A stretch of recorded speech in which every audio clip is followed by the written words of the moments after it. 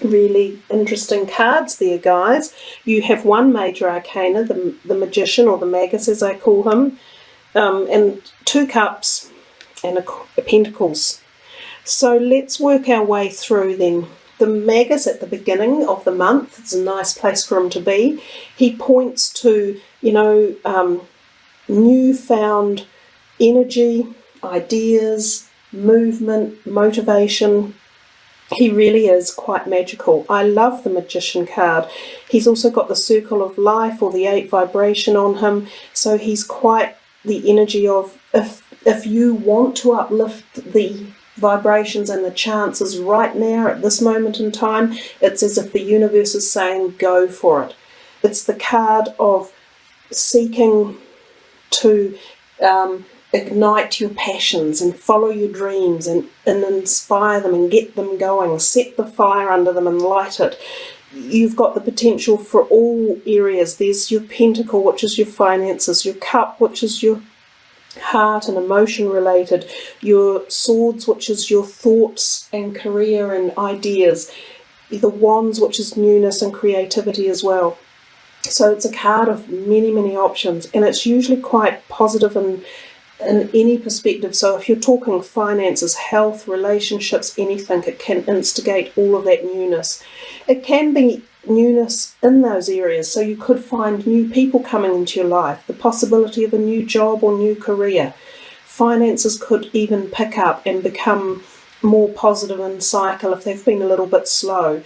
But it is a card that says you've got to do something yourself. So it's not just going to knock on the door. Even though it's one of these major arcanas, it's about you taking the opportunity and actually kicking it into action. Now we come to the 3 of Pentacles here, and again it's kind of a money oriented card. Interesting, because we've got the pyrite up here in the corner. I see this card come out sometimes when I think of support. So somewhere around you there will be support for you, and it can be in the realm of financial aid or support, and it can just be an emotional, close family support. So if anything occurs to you in the month of May, know that people will be there to help lovingly get you through it. So it's a great card of knowing that you're never on your own. You're working with other people in the month of May, and they are there positively for you. It can also be about a positive upturn in finances, which is also good. It can be literally you receiving accolades from people, or someone acknowledging the work and time and effort you have put into a project or your career, or even within your community. People appreciate you. So it's a really nice card to have turn up in a reading. And it's not just about appreciation, it's also about accreditation. So you may be receiving information pertaining to a test you've sat or a course you've passed. You should do well with it. The next card, the 9 of Cups, often considered the wish card. He sits here with great happiness and comfort on his face, with that sort of cheeky grin of satisfaction of knowing he's achieved a goal he has set out to do and done it well. So there's the possibility in May where towards the latter part of May you could get that feeling of being rewarded for something. Again, it's very similar to this. Got a good feeling in the middle of May about some sort of accolades or accomplishments coming your way that will pay dividends for you. It might have been, as I say, the work you've put into something in the past. It's like karma, paying back all your hard work and your rewards and your effort. And it's also a card that suggests right now, again, like the Magus, if you really want something, you could put your hand up and work hard to try and get it, and it might happen for you. It's as if something in the universe, the energies are combining for that positive flow. You know how you hear some people say, oh, that person's really lucky, or these are the luck cards. It's almost like you could buy a lotto ticket and you might win some money. So it's a positive omen, it's a good card with positive potentialities. This card here, the 6 of Cups, often harks back to childhood, past issues or past energies, and it can be old romances coming back into your life, reigniting, or it can be meeting up with family members that you haven't seen for a long time, or relatives, and it's about thinking back in the past. So childhood thoughts, memories, visitations, visiting someone from your childhood, or them coming to you, or some sort of function like a wedding or occasion where you meet these people again. They often have happy feelings involved with them. It's also about learning to balance the past and not live in the past. So it's about, if there are things that need to be let go of in the past, letting go of them with the gift of positiveness and remembering, the goodness that was involved in it. I have said before, and I'll stick with it, if it's a health-related issue, it can be something to do with your DNA or your family,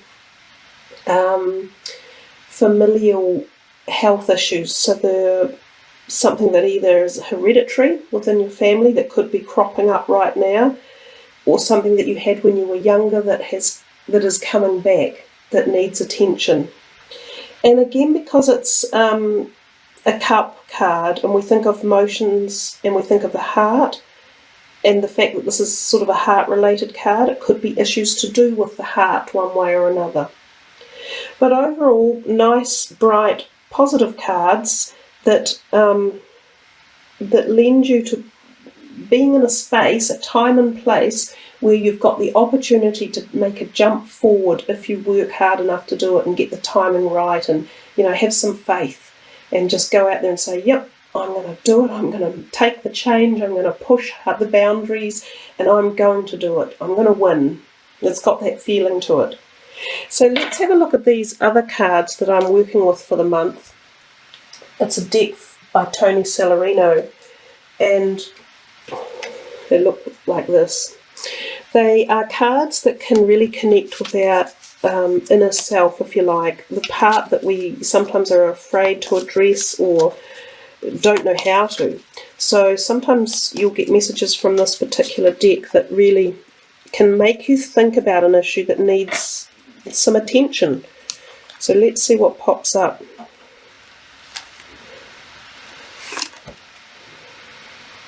Oh, that's nice. Angel of Manifestation. Your efforts, determination and perseverance have paid off.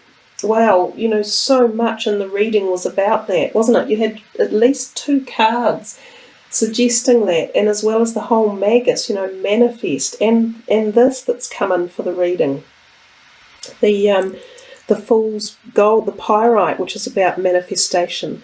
I really do think, Virgo, if you push some boundaries or really, really visualize a positive outcome for whatever it is that's on your mind and just expect it to work really well, then you've got the potentiality for this to happen in May.